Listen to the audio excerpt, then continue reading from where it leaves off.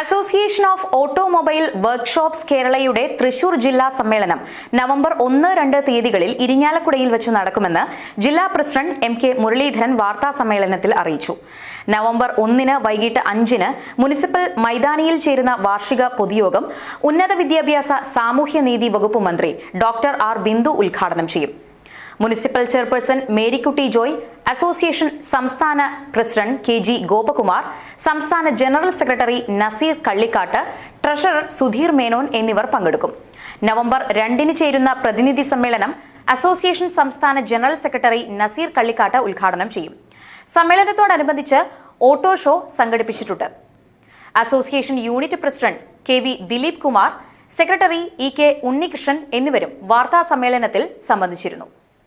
വിദ്യാഭ്യാസ മന്ത്രി ശ്രീ ബിന്ദു മേഡാണ് ഇതിൻ്റെ ഉദ്ഘാടക. പിന്നെ ഇരിഞ്ഞാലക്കുട മുനിസിപ്പൽ ചെയർമാൻ മേരിക്കുട്ടി ആണ് സെക്കൻഡായിട്ടുള്ള നമ്മളൊരു ഗസ്റ്റ്. അത് കഴിഞ്ഞാൽ നമ്മളുടെ ആദരണീയനായിട്ടുള്ള ഇരിഞ്ഞാലക്കുട DYSP അദ്ദേഹം പങ്കെടുക്കുന്നു.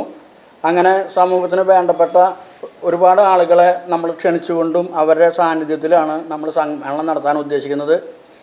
ഏകദേശം 3 മണിക്ക് 1-ാം തീയതി നവംബർ 1 3 മണിക്ക് ഞങ്ങളുടെ മഹാപ്രകടനം, ഞങ്ങളുടെ 27 യൂണിറ്റിനാണ് ജില്ലകളിലുള്ളത്. തൃശ്ശൂർ ജില്ലയിൽ ഞങ്ങൾക്ക് മൊത്തം 27 യൂണിറ്റ് ഉണ്ട്.